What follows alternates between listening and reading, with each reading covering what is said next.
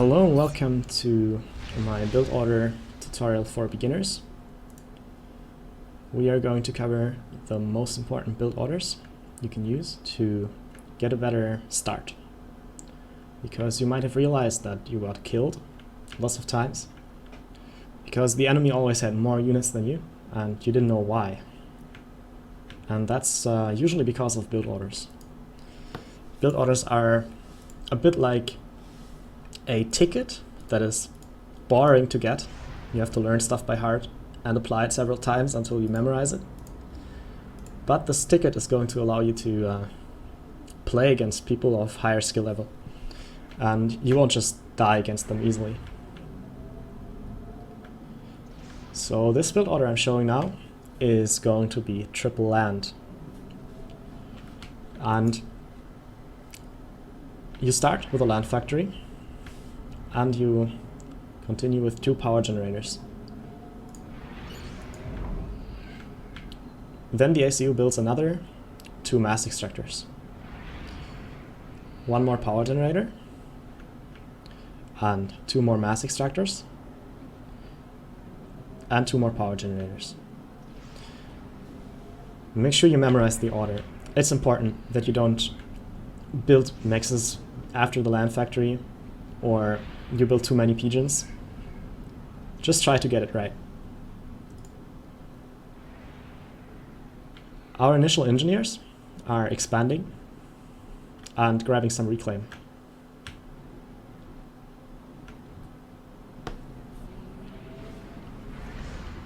And this is where I want to pause the replay for a short while, because we now have 4 power generators, which each generate 20 power, and we have the 20 power income from the ACU, so we have 100 power so far. And this 100 power is going to be enough to allow our initial builders to build stuff, and the land factory to produce units. And it's important that we keep things separate now, because what we want to do now is achieve scale. We want to get extra factories that produce tanks, and for each extra factory we are going to build 1 power generator and 1 factory, because each factory consumes around 20 power, each power generator produces 20 power, and this way we break even. So as long as we have mass, we can keep building power generators and factories in a 1-to-1 ratio.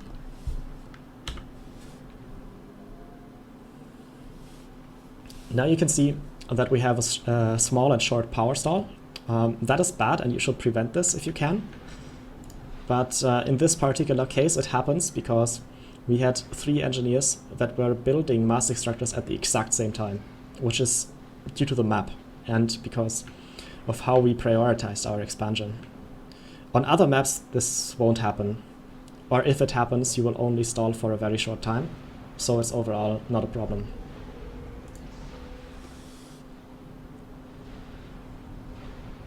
So we still have the 4 power generators and the ACU income for our first factory and our early builders. This extra power generator for the extra factory, and we are going to build another power generator and another factory. And we will still break even. We won't stall power, which is the whole purpose of this build order. Because we are trying to convert our entire economy into tanks, basically.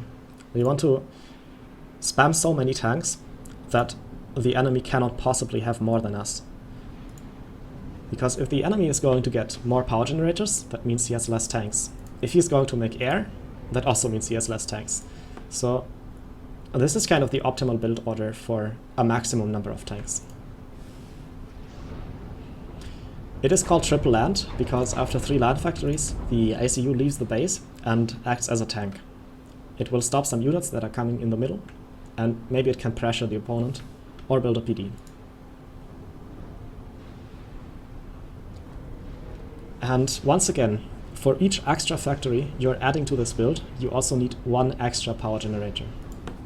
This is the exact reason why I have 2 engineers on factory spam and 1 engineer on power spam.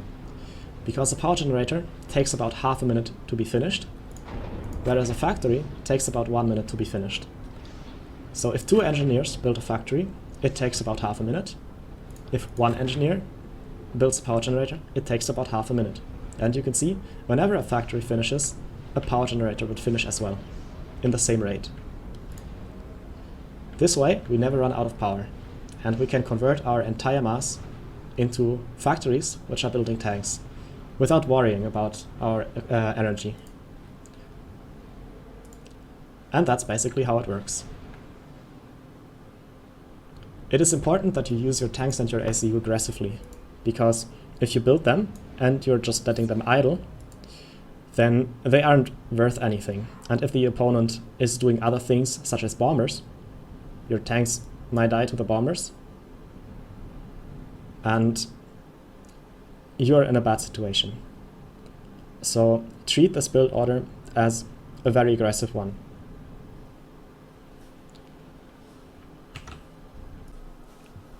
Alright, so let's continue with our next build order.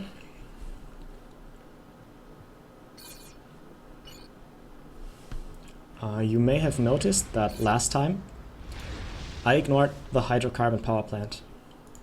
And that is a bad thing to do, because the hydrocarbon power plant is the most efficient way of getting power in the T1 stage. And whenever the hydrocarbon power plant is close to your base, like in this case, you should adjust your build order to get it. The reason we didn't do it last time is that I wanted to point out how a build works on a map where a hydrocarbon power plant doesn't exist. It is very important to know because not all maps have one. But the maps that do have one should be maps on which you prioritize rushing it. And the way you rush a hydro is fairly easy. Your first engineer that comes out of the factory is always going to build the hydro. And your ACU is always going to support the hydro.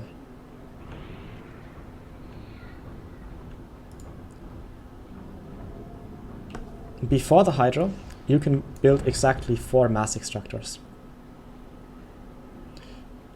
If you build a couple of mass extractors and power generators, then it is likely that you will stall power.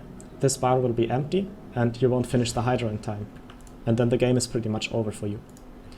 If you build more than 4 mass extractors before the hydro finishes, then your power will also be empty and the hydro will be delayed, which is something you want to prevent.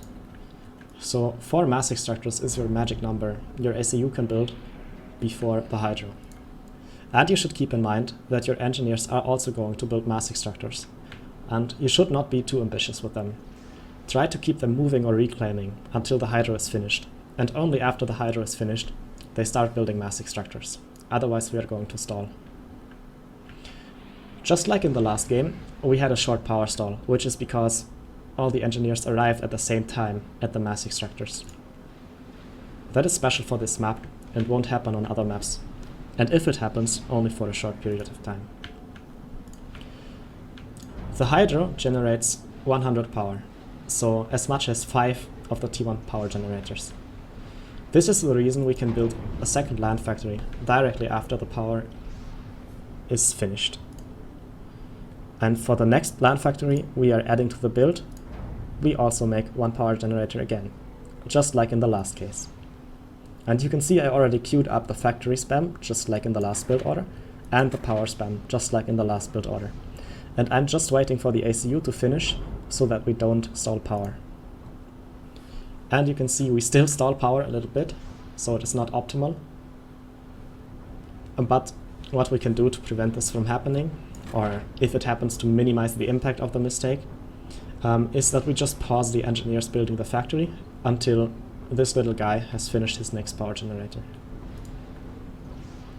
And the rest of the build order works exactly the same. When you can choose between triple land with hydro and triple land without hydro, you should always choose triple land with hydro if the hydro is close enough to your base. And if the hydro is far away, it may make sense to make 1 power generator before your 4 mixes and then use the same build order. This way you won't stall because your engineers and ACU are moving for a too long time. I hope this is pretty intuitive, because it is really just the same as last time.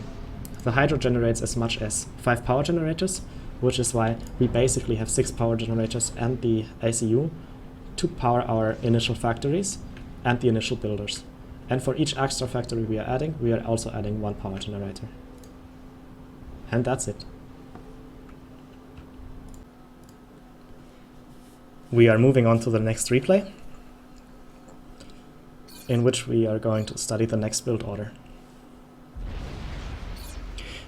You may have noticed that so far we completely ignored air, and in some games this can get you killed. When you don't have air, you are on a complete land setup and somebody attacks you with bombers, you need to switch your factory at least temporarily into T1 mobile anti-air. But you can also counter air with air, which is what we are doing in this case. So the start of this build order is the same as before. We are going to get our land factory, the 2 power generators, 2 mixes, 1 power generator, 2 mixes, 2 power generators, and another land factory. But the next factory we are going to build after these 2 land factories is an air factory. How that exactly works, I'm going to point out soon. Again, our engineers are going to expand and reclaim.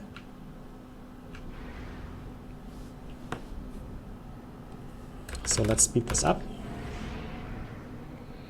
since you already know the beginning from the first build order.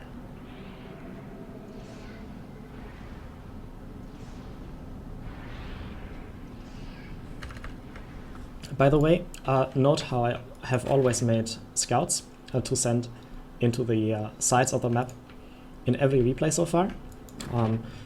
This is a bit cartoonish, like in a real game you wouldn't just let them idle and stand there, but it is still important to note that on any map you usually have a middle that can either be a direct way to attack your base, so you need to send units there, or there are civilians, wreckages and so on in the middle, in which case it can be interesting to get, but in the civilian case it is taking a long time until you have the units to kill the civilians before you can use the reclaim. So depending on the map, the middle may not be very interesting early on. But it is important that you have some intel on the flanks. If enemy units are coming in, you can react and switch your factories from engineers into tanks and so on. But back to the build order itself.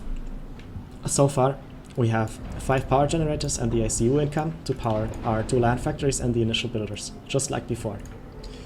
But this time we are going to build an air factory instead of a land factory. And the only difference in order to use air instead of land is that you need 3 power generators for each air factory you're getting. That means a total of 8 power generators, and your ACU income is going to be enough to power your initial builders, factories, and the air factory. You can also build second air, meaning your second factory is going to be the air factory. In that case, you basically just remove 1 power generator and 1 land factory from the build.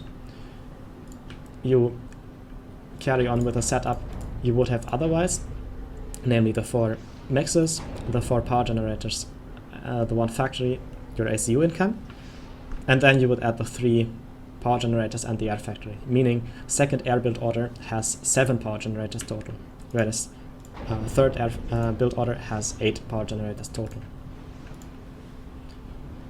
And the land spam part is still going to be the same. 2 engineers on land spam, 1 engineer on power spam. This way we don't stall power. The air factory, what do you build there? It is standard to pretty much make 3 interceptors and 1 scout on infinite. And especially in 1v1 gameplay, it makes sense to add in 1 bomber. You can choose to put the bomber first and pressure the opponent. But if the enemy is using the same build order as you, and the first unit he is building is an interceptor, then your bomber might get shot down before it arrives. If the enemy uses second air, the risk is even higher to go bomber first on third air. But it sometimes also works out, because not everybody uses air. So This is a matter of style, but whatever happens, whether you lose map control because of the bomber, or the bomber actually pays off and kills many engineers, we will figure out over time how to compensate for whatever happens and keep the game going. The bomber should always target engineers and power generators in this order. Engineers are the best targets because they need time to move and expand. This engineer that is gathering reclaim from over here, this one, is a good target for the bomber, and of course also the engineers that are busy scaling up the base. Interceptors are used to shoot down enemy bombers, and scouts are used to spot enemy interceptors and bombers on the map, so your interceptors can shoot them down, as well as give you an idea of what the opponent is doing, of course. And that's how the third air build order works.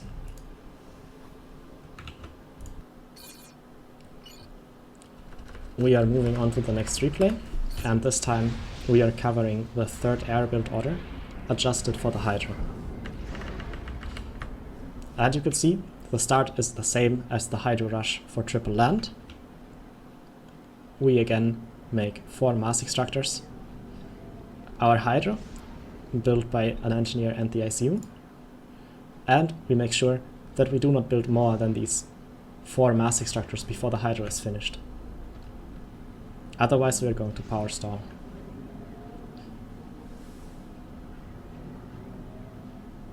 We get an extra land factory because a Hydra generates as much power as 5 T1 power generators. So we can power a second land factory. Then we will again carry on with 3 power generators before the air factory. Because remember, an air factory requires 3 power generators to operate. I queued up an extra one, but I'm going to notice my mistake and delete it.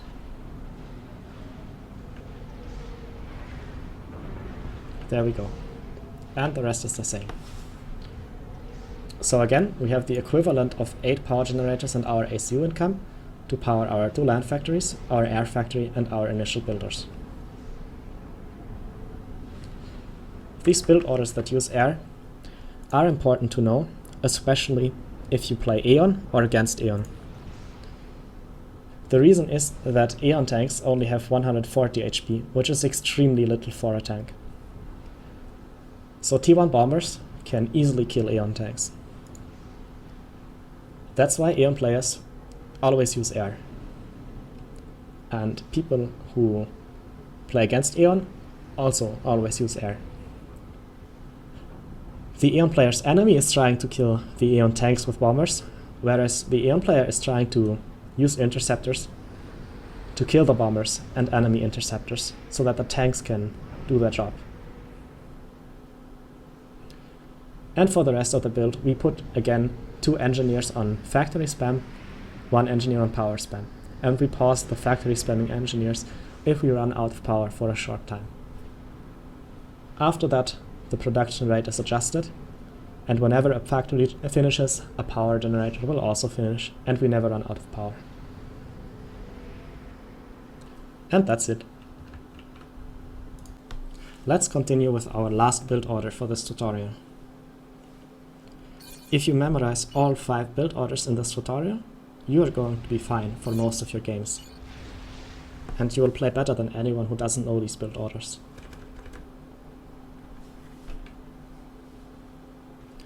This build order is about rushing a T1 transport.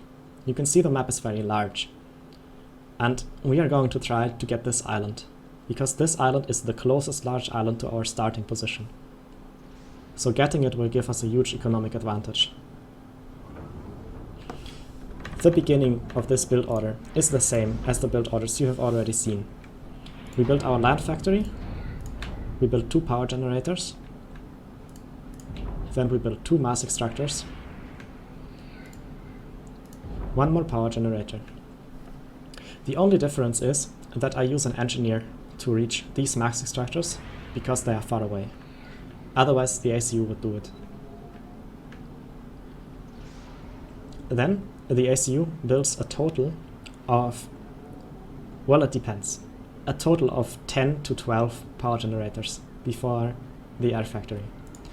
How much exactly you need will depend on how many engineers will stay close to your ACU to assist the factory. 10 to 11 is the amount of power generators most people use. I think in this particular replay, I have queued up 7 plus 4, 11 so far, and I think I will get another one because I make a mistake later, so I need one more power generator to compensate for it. But I'll explain it as soon as it happens. So our expanding engineers are grabbing some reclaim and mass extractors. We have a total of 3 expanding engineers. One for this expansion route, one for this expansion route, and one to get this mass extractor. This engineer can also build a radar. If you build an extra radar, you also need an extra power generator to power it. And our remaining engineers will assist the ACU. And now it's time to explain the mistake I made. Usually, you should allocate one engineer to grab this expansion, because you can reach the coast without dropping anything. They can just travel there on the beach. So they would go down here and reach this location to get the mixes. But I noticed that I forgot to send this engineer here. So what I do is, instead of my usual 11 power generators, I make an extra power generator, because we have one extra engineer that is assisting the factory. Now, the engineer consumes 40 power, not 20 power, so I will have a short power stall. But that's okay. Mistakes happen, and as long as you compensate for them, it is never too terrible. As explained, our first unit is going to be a T1 transport. And the factory is heavily assisted, so we get it super early. This is in fact the fastest way to get a T1 transport in the game.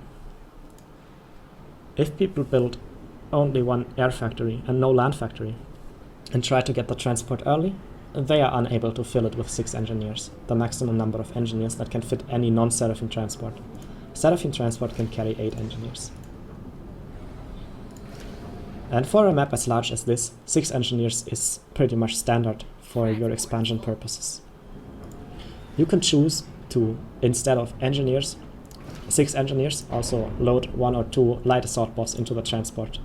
And these light assault bots will be able to shoot out of the transport while the transport is flying. But that you only do when you want to drop your opponent's island. Then you could drop 4 engineers here to get some factories, radars, PD and anti-air, and you would fly the transport together with the light assault bots to his side and kill the engineers with the transport and the labs. This is the aggressive way to do it, so to say. And after the transport is finished and the factory is no longer assisted, we have quite a lot of power overflow, which is why I started mass extractor upgrades. If our mass is empty, then we can still pause the mass extractor upgrade later. And again, about the mistake, usually I would fly straight to this island. But since I forgot to take this island, the transport is going to unload 1 engineer on the way to the main island.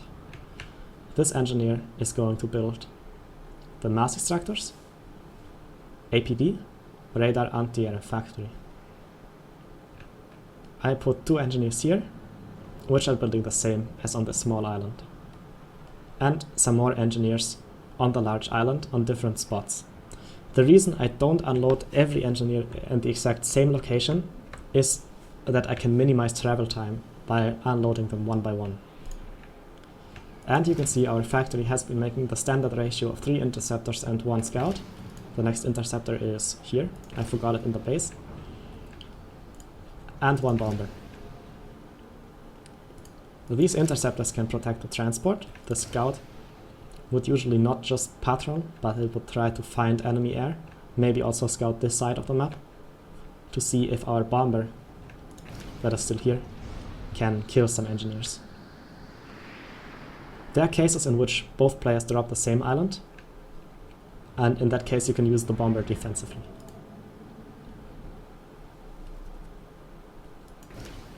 The transport should immediately, when it arrives back at your main island, again be loaded with more engineers to drop either the middle or the small islands. Sorry, misclick. Or you can even make a tank drop or something like that to the large island. Or an engineer drop.